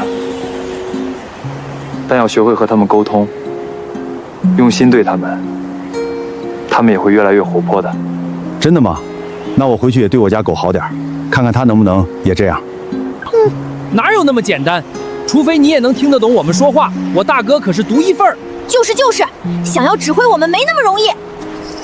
大哥，这帮兔子可是睡觉被我们叫起来了，脾气大得很。你答应他们的粮食可千万别忘了，不然他们指不定回去怎么在山上说我们坏话呢。安心干活，干完了之后绝对不会亏待你们。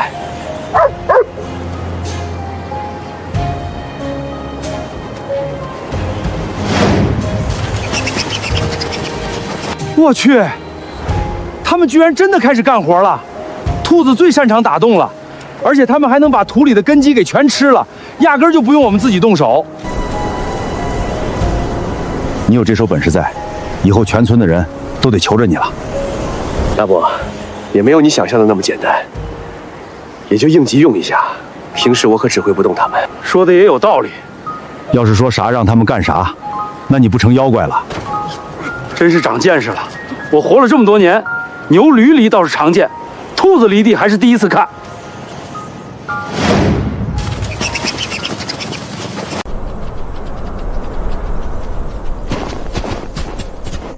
老大，虎哥真的没有骗我们吗？居然有人类能听得懂我们说话。虎哥还至于骗我们吗？那可说不准，虎哥平时最爱拿我们打趣欺负我们了，没准是冬天无聊耍我们玩呢。虎哥没必要把我们骗下山，就算是那人听不懂我们说话，也能给我们分点肉。虎哥可是说了，那熟肉的味道比生肉不知道好吃多少倍。生肉都那么好吃了，实在是想不到熟肉能美味到什么地步。光是听着，我口水就出来了。去尝一尝就知道了。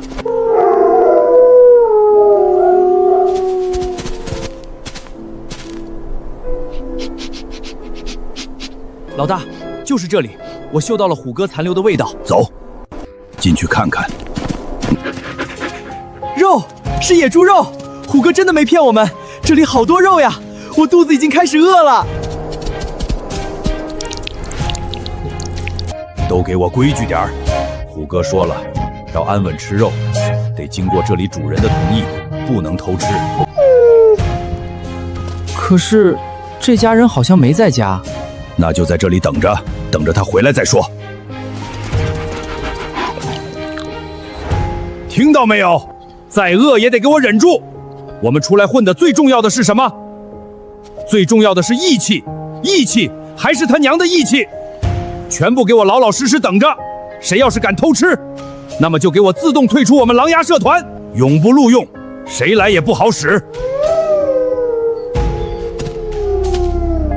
哼！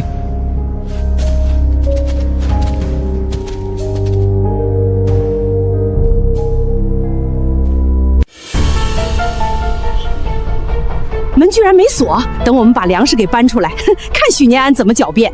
徐有田那个老东西，就算是再怎么偏袒，看到人赃并获，估计都说不出话来了。肉也要给拿走。没错，这是给我们的补偿，他许念安欠我们的。那咱们分工，我搬粮食，你搬肉，手脚麻利点。没问题。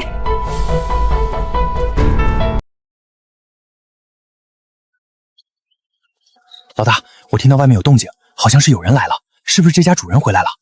应该是。可是我听虎哥说，这家只有一个人啊，我怎么听到2个人的声音？应该是虎哥搞错了，1个2个都无所谓，只要是主人就行。终于等到他们回来了，太好了，这下有熟肉吃了。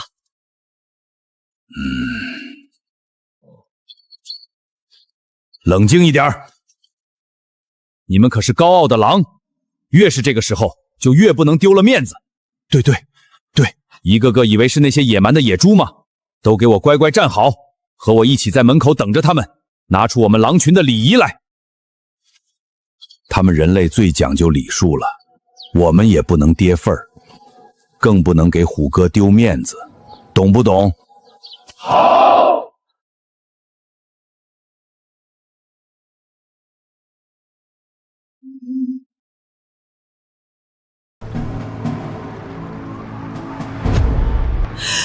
妈呀，这屋里怎么养了这么多条狗？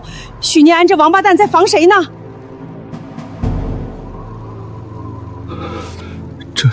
这不是狗，是狼，还是狼群？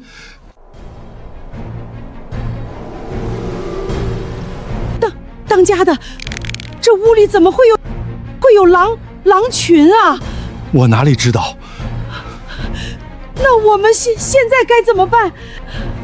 不能动，这玩意儿就跟狗一样，越怕他们就越追得起劲儿。那我们就在这里僵着，要不还是跑吧？不跑留在这儿只能等死啊！跑？怎么跑？我们身上都有伤，你能跑得过这些4条腿的畜生吗？许念安这个王八蛋，一定又是他搞的鬼。上次在屋里养老虎，这次又是狼群，他怎么会心肠这么狠毒？这是要借这些动物的手杀我们啊！我们好歹对他有养育之恩。老大，这2个人看着好像有点怕我们啊，都在发抖呢。人类看到狼群害怕不是很正常的事情吗？安静点，别说话，注意礼仪。可是他们都见过虎大哥了，连老虎都不怕，怎么会怕我们？你说的有道理。既然不是这里主人，那他们是谁？看他们探头探脑的，难不成是小偷？没错，看他们这鬼鬼祟祟的样子，绝对是小偷。老大，我也是这么想的。兄弟们，抓贼！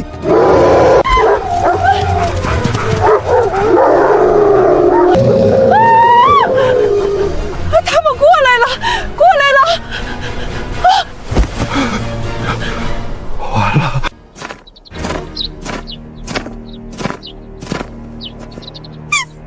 这是什么情况？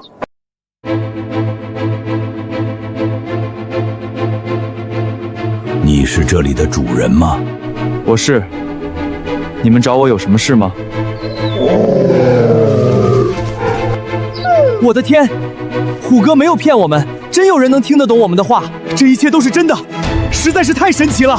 那是不是意味着我们能吃到熟肉了？是这样的，虎哥回山里和我们说，他在山下遇到一个人类，那个人类不仅听得懂他的话，还热情招待了他，请他吃了极其美味的熟肉。他说让我们有空的时候可以下山来做客，所以我们就来了。原来老虎也改不了四处吹嘘的毛病。怎么，虎哥说的是假的吗？不，山上的动物只要是过来做客，我都欢迎。真的？你放心，我们绝不会白吃你的东西。以后你就是我们狼牙社团的一份子了。我们社团最讲究的就是义气，社团内的兄弟们有难，我们绝对义不容辞。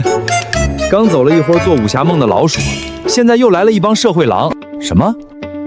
没事儿。哦，对了，这两个人刚才在门外鬼鬼祟祟的，一看就是小偷。他们想趁着没人的时候进来偷东西，正好被我们给发现了。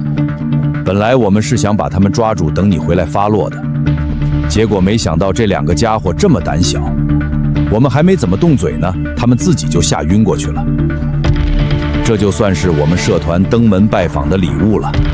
所以，新兄弟，你能请我和兄弟们吃顿肉吗？熟的那种。当然可以。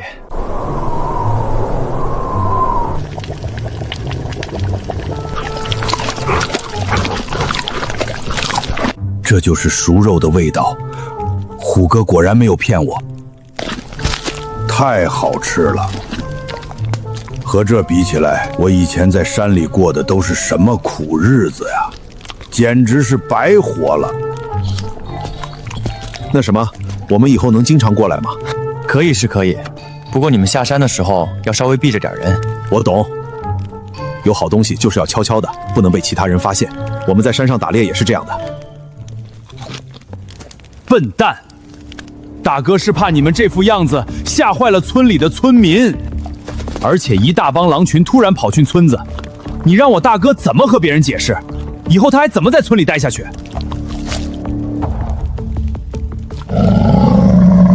你一条村里的大黄狗也敢这么和我狼牙社团的老大说话，活腻了是不是？那咋了？我是最先认识大哥的。论资排辈，你们这些狼，包括虎哥在内，都要往后稍，懂不懂规矩啊？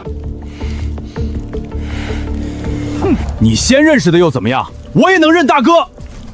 兄弟们，大家都停一下，听好了，从今天起，许念安就是我们狼牙社团的新大哥了。我是二当家的，以后大哥在，全听大哥的；大哥不在，就听我的，明白没有？明白。大哥好。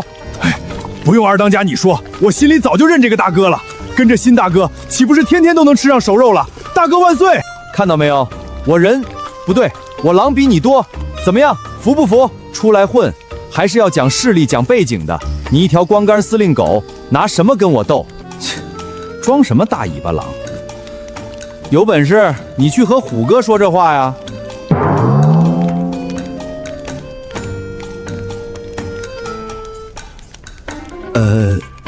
那什么，算了，本二当家今天心情好，懒得和你一条狗说那么多。还是肉香，冬天还能吃肉，还是熟肉，就算是让我当老虎我也不干啊！哎，醒醒，快醒醒！你们夫妻俩是真不靠谱，喝醉了酒就在家里乖乖躺着，跑到外面来睡像什么话？就是，这么冷的天气是会死人的。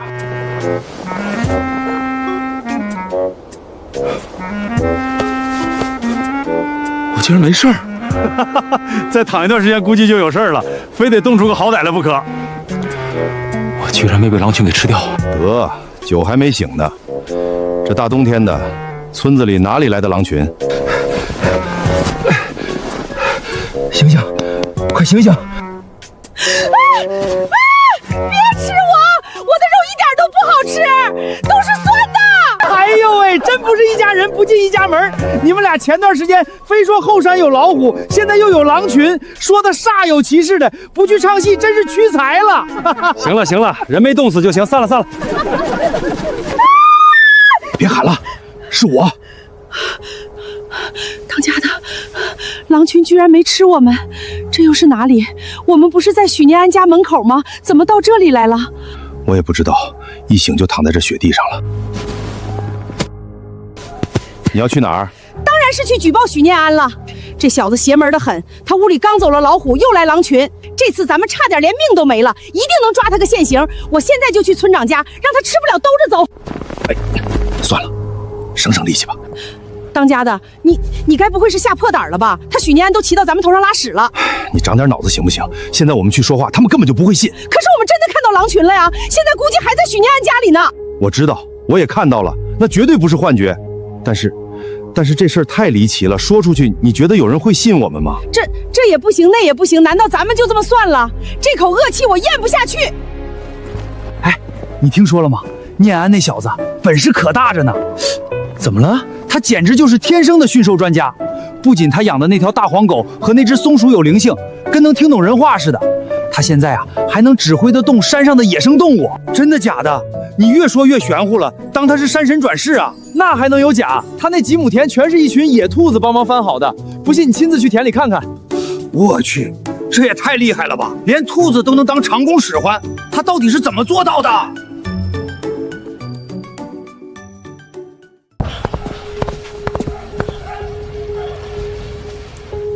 当家的，你听到他们说的话没有？我听到了。小畜生就是小畜生，怪不得能和山上的畜生玩到一起去。我就说他怎么有那么好的运气，能在山上打到野猪，原来是还藏着这么一手啊！在我们家住了那么久，他居然一点都不主动露出来，这明显是在防着我们。年纪轻轻就有这样的心机，再过几年那还得了？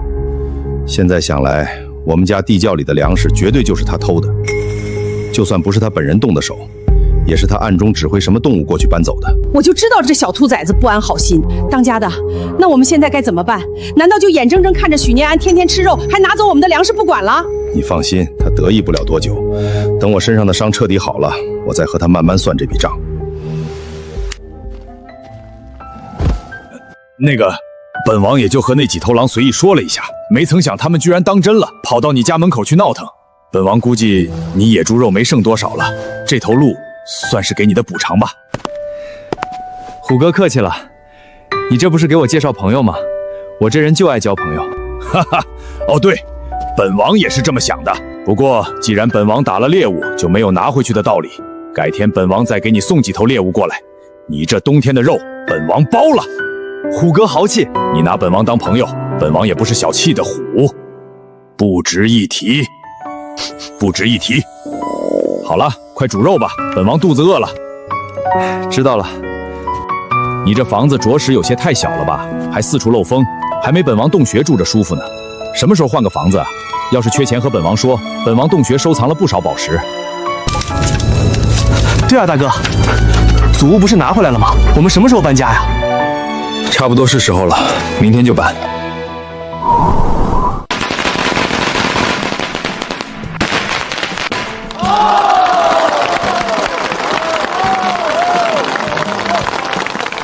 念安，恭喜恭喜，这也算是乔迁之喜了。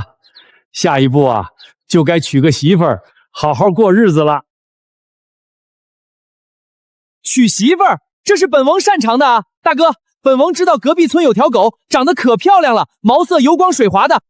我呸！你是不是傻？大哥哪能娶条狗？像什么话？就算是要娶媳妇儿，也应该找我们松鼠啊！我们松鼠可比狗漂亮多了。谢谢村长，娶媳妇儿的事情不着急，大家先进去吃点东西再说吧。不用了，不用了，这大冬天的，我们只是过来沾沾你的喜庆而已。等开春了，咱们再说。是啊，念安，你快进去收拾新房子吧，我们先回了。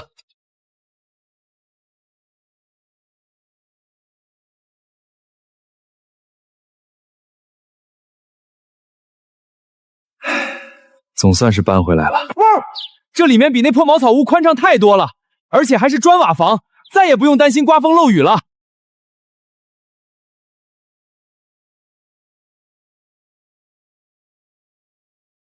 是啊，是啊，以后其他的朋友来这里也方便多了。地方这么大，还能在这里过夜，多待几天。还没玩够呢。你们这是真把我这里当做动物园了？动物园？那是什么地方？就是一个巨大的园子，里面养着很多动物，有专门的人喂养。那里的动物饿不着，渴不着，风吹不着，雨淋不到。还有这么好的地方？那里的人也和大哥你一样，能听懂我们说话吗？怎么可能？在动物园里，每个动物都待在特定的区域里，不能出来，而且会有很多人专门买票进去看你们。那还是算了，失去自由还得被人当猴看。我就待在这里，哪儿也不去。你想进去还进不去呢，里面收的都是平时见不到的动物。松鼠要是想去，倒是可以考虑一下。叔叔，我不去，在动物园哪有在大哥身边舒坦？再说了，我要是走了，谁陪你聊天解闷儿啊？你可别想甩开我，我这辈子就赖上你了。你要是敢把我送走，我就再也不理你了。哼！行，只要你们愿意待，就一直待在这里。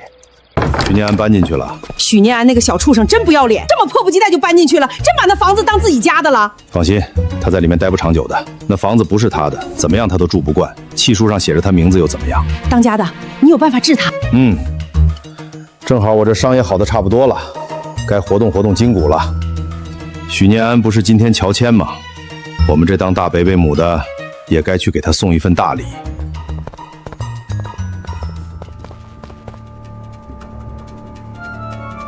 你这里面装的到底是什么？怎么还会自己动？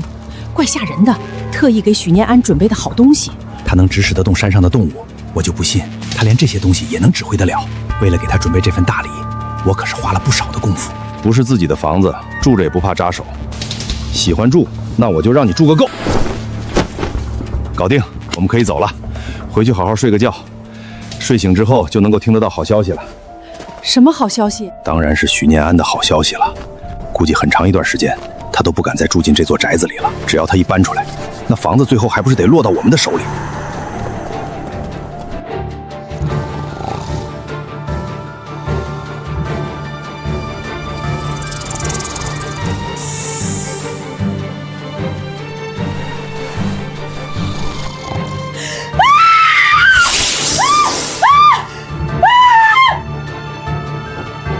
大半夜的在这里吵什么？不睡觉发什么疯？蛇，好多蛇！不，这不可能！我明明都扔在许念安家里，怎么会出现在我们家？念安，早啊！陈伯、王叔，早。昨天晚上在新房子里睡得怎么样？睡得很好，一觉到天亮。那就行。不过你大伯和伯母昨晚睡得可不好哦。他们怎么了？他们家里进蛇了，而且不是一条两条，是一堆，大半夜都爬到炕上去了。我光是想想就浑身起鸡皮疙瘩。还有这事儿，说起来也是邪门了。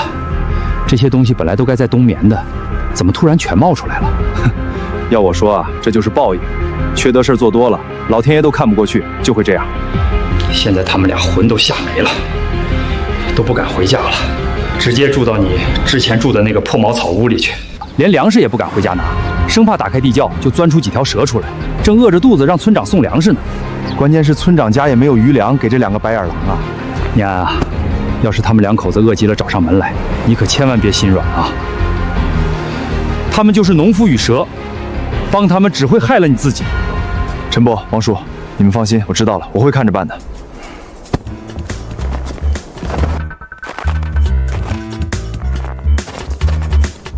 汪，活该，真是缺德！大半夜朝我们这里扔蛇，还好本王没睡死死看着门呢，不然被吓的就是我们了。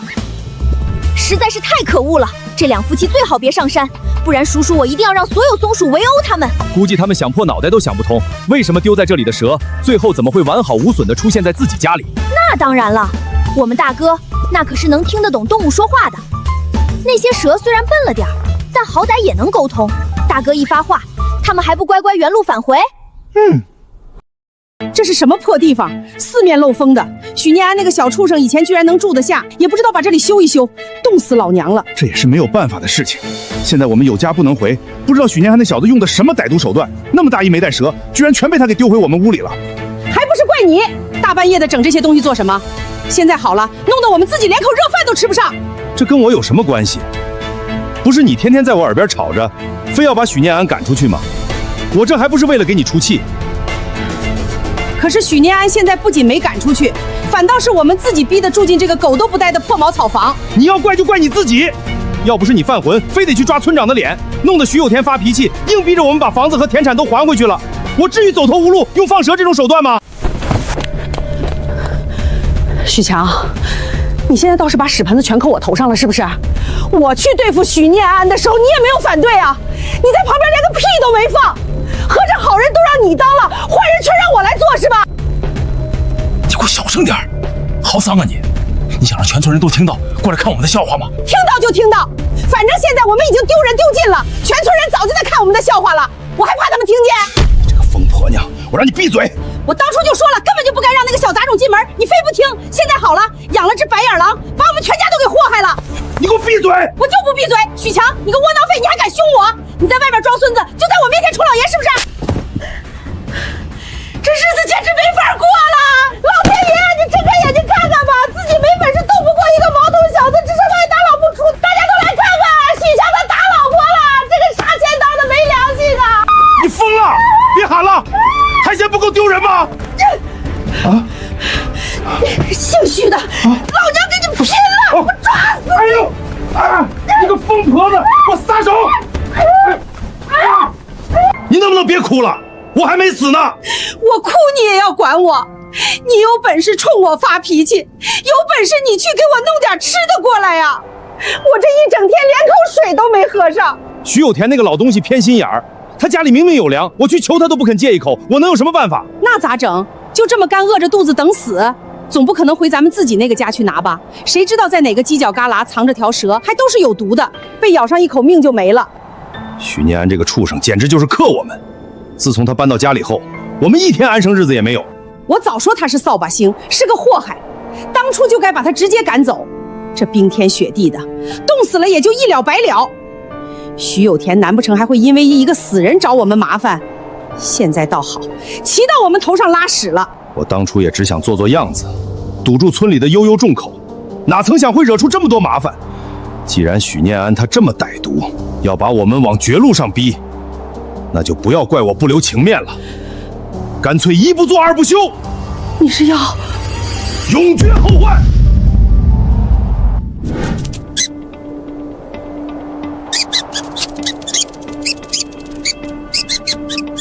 大事不好了！大事不好了！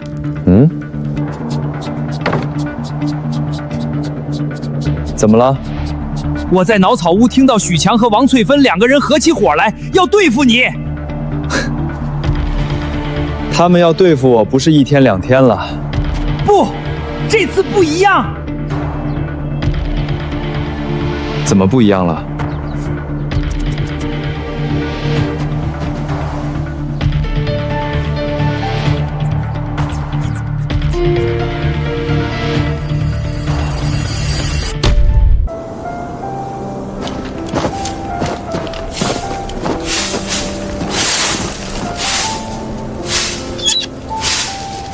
念安，你这是又要上山打猎？念安，不要怪叔多嘴，这种天气上山实在是太危险了。大雪封山，路不好走不说，野兽也饿疯了，没必要这么拼。要是粮食不够吃，叔家里还有。叔伯，你们放心，我家里粮食够吃。那你这大雪天的还往山上跑干啥？这不手痒了吗？想上山试试运气。大家放心，我不是莽撞的人，就在山腰转转，不行的话我就回来了。行，那你千万小心点，别往深山里去，早点回来。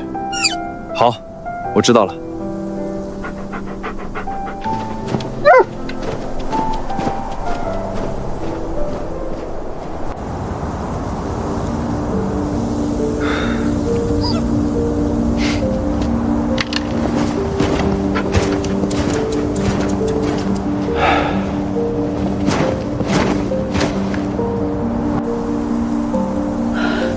我们不会是被许念安给发现了吧？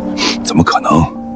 他隔着那么远，白茫茫一片，除非他有千里眼，不然怎么发现我们？别自己吓自己。这可说不准，那小子邪门的很。他就是运气好而已，能和动物稍微亲密点罢了。除非他真能和动物说话，让那些畜生去听墙角，不然我们就不可能暴露。这世上哪有那么玄乎的事儿？走，快点跟上，这次是千载难逢的机会。咋走这么偏啊？深山老林，大雪封路，他就算死在里面，别人也只会以为他是被野兽吃了或者冻死了。对，只要他死了，他那个院子还有他囤的那些粮食就都是我们的了。别废话了，赶紧的！要是错过了这次，谁知道下次他还会不会上山打猎？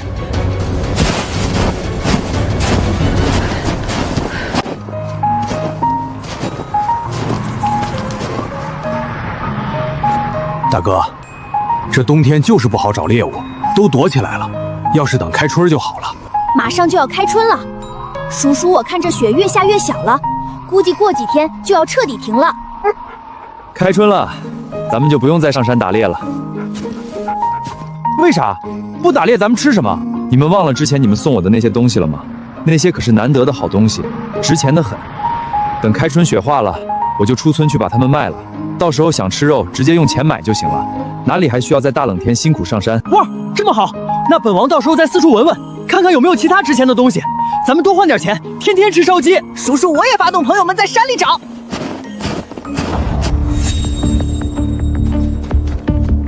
那岂不是说，这是咱们最后一次上山打猎了？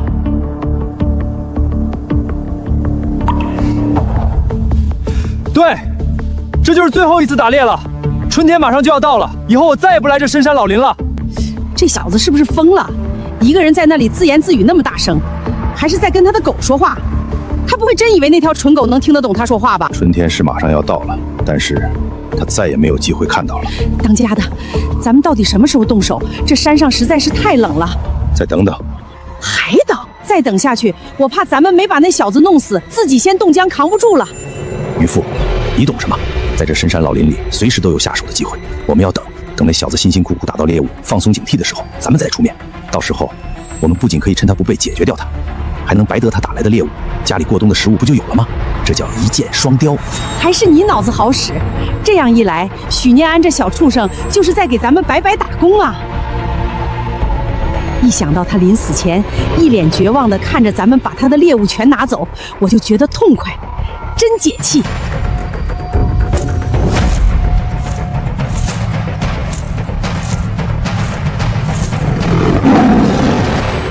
你们不是一直在找我吗？怎么看到我一点都不开心啊？你是什么时候发现我们的？上山的时候就发现了。不得不说，你们的跟踪技术确实有点拙劣，我想不发现都难。既然知道我们在跟踪你，你居然还敢上山，这是你自己找死，怪不得我们。我也是没有想到，好歹我们也有着血缘关系，你们居然能狠毒到这种地步。少提这个晦气！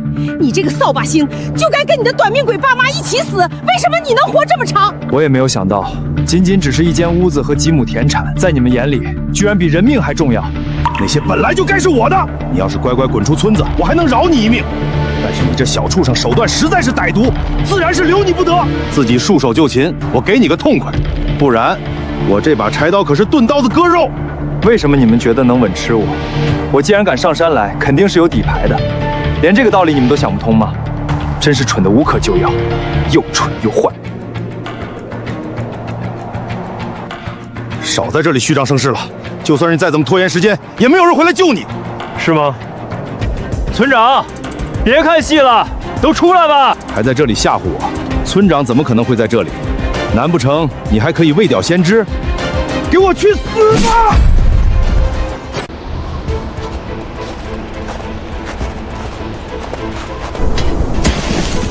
你们怎么会在这里？畜生！你们两个人简直畜生都不如，连自己亲侄子都下得去手，吃绝户也就算了，现在还想要伤人性命。我们村子里怎么会出现你们这两个败类？念安一开始和我说你们想对他动手的时候，我还不太相信。我想着你们再坏，也不可能做出这种丧尽天良的事情。结果没想到你们真是一点良知都没有了。村长，我错了，我只是一时鬼迷心窍，是我畜生，我猪狗不如，我以后再也不敢了，我这就离开村子，再也不回来了。您就饶了我这一次吧。晚了，族规已经治不了你们了，有什么话留着去和执法队说去吧。不能把我交给执法队，不然我这辈子就完了，我要吃一辈子牢饭的啊！现在知道怕了。刚才拿刀指着念安的时候，你在做什么？你多念家产的事儿，我还没有和你算清楚呢。上次只是打了你几鞭子，结果呢，你是一点记性都不长，反而变本加厉。村长，我真的知道错了，求求你，千万不要把我交给执法队。你怎么打我，怎么用族规处置我都行。到现在你都不知道悔改，连该向谁道歉都不知道，真是无药可救。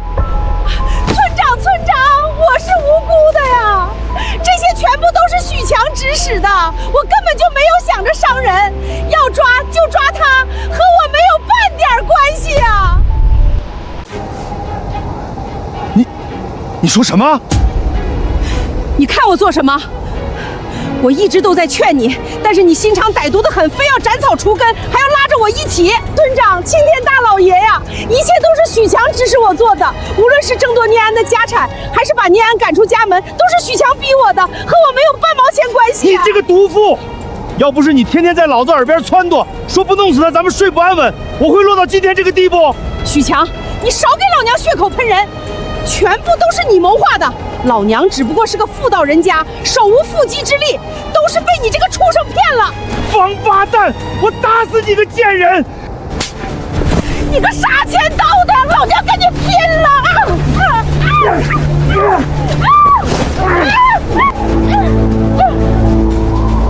把这两个丢人现眼的家伙给我绑起来！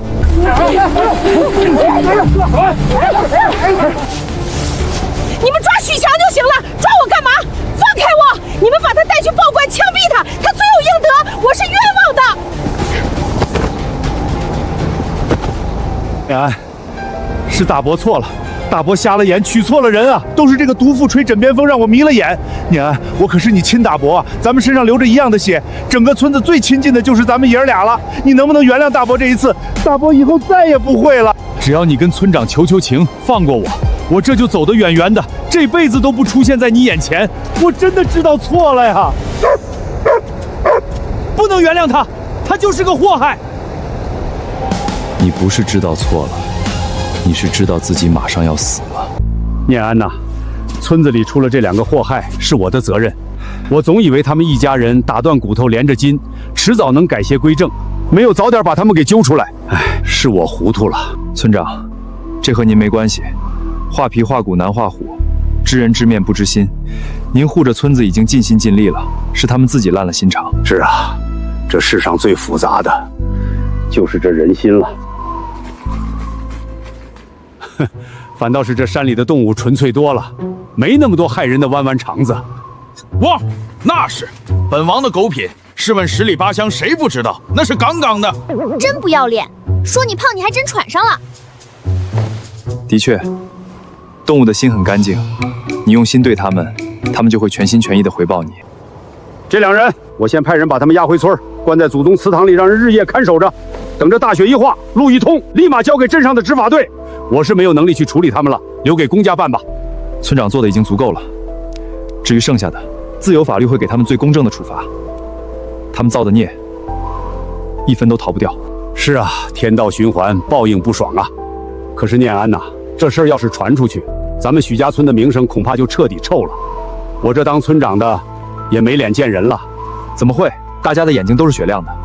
这世上哪个村子没出过几个败类？讳疾忌医才会病入膏肓。我们不包庇触犯法律的人，只要把这些毒瘤狠心安出来了，咱们许家村的底子就是干净的，以后只会越来越和谐，越来越好。也是，我这一把年纪了，半截身子入土的人，居然还没念安你看得通透，真是个好孩子啊！好了，雪越下越大了，时间不早了，大家抓紧下山，给我带他们下去。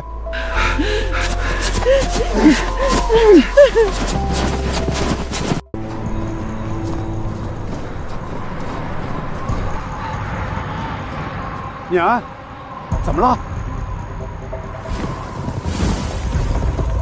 这动静不好！野猪，是野猪！大家赶紧散开，准备戒备！你们不会以为能趁着混乱逃走吧？没有的事儿，这到处都是血，我们能跑到哪儿去？这头野猪有点不太正常，这眼珠子红得像要滴血，倒像是发了狂，难不成是犯什么病了？这下麻烦大了。本来这大冬天的野猪就饿疯了，难缠得很，更不要说犯了病的野猪。我们上山压根就没有带火铳。村长，你就放心吧，有我们在，肯定没问题的。咱们人多。对呀，不就是一头野猪吗？念安之前1人就能狩猎1头野猪，咱们这么多人，还能怕个畜生不成？哎，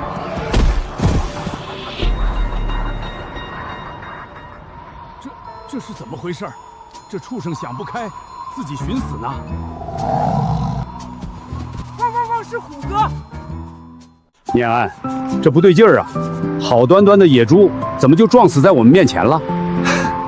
村长，想那么多做什么？有猎物送上门还不好？您看这体格，这头比我上次打的还要大，足够全村人加餐了。说的也有道理。今天不仅揪出了村子里的人渣，还有头大野猪送上门，简直是双喜临门，值得庆祝。大家伙把这头野猪带下山，今晚招呼全村人吃杀猪菜。得嘞，念安回来了，来我家吃年夜饭啊？不用了，叔，我正准备回家。你跟我客气什么？大过年的，多双筷子而已，而且人多热闹，你一个人在家里多冷清啊！一点都不冷清啊，家里有人等着我呢。你家哪来的人？难不成你偷偷藏了个小媳妇儿？快和我说说，是谁家的姑娘那么有福气？不是，你就别害羞了。真不是，您就别猜了。那你说家里有人，这不是在蒙我吗？您知道的，我从来不骗人。家里真的有人在等我，而且人数还不少呢。哪儿来的？该不会是村长去你家了吧？保密。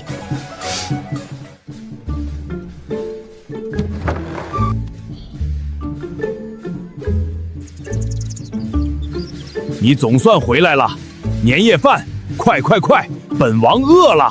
我还是第一次吃年夜饭，这种感觉真奇特。汪，终于可以吃饭了！坚果，我要吃烤过的坚果。没想到有朝一日我居然能和人类一起吃年夜饭。本王没醉，继续喝，满上。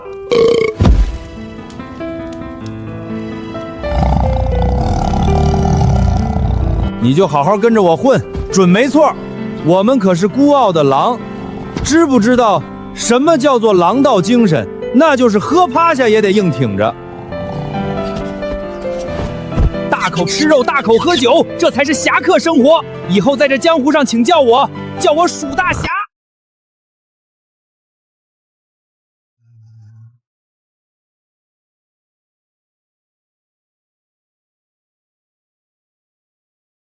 大哥，新年快乐！狡诈，居然抢先说了。叔叔，我刚想说来着。你们也是，新年快乐。这年过了的话，春天马上就要来了。是啊，时间过得真快。大哥，开春了，你是不是就不在村子里待了？怎么突然这么说？大哥，你的本事我们都看在眼里，用人类的话说就是潜什么来着？潜龙在渊。没错，就是潜龙在渊。血一化，路通了，这里就困不住你了。到时候你就变成飞龙，一飞冲天了。你们放心吧，不管去哪儿，我都会带着你们的。那就好，本王就知道大哥最靠谱了，肯定不会抛弃我们的。刚才这笨蛋松鼠还在那里担心呢。哪有？叔叔，我压根没有说过，不要冤枉我。我怎么会抛弃你们呢？和动物打交道，可比和人打交道轻松多了。那是。雪化了，雪化了！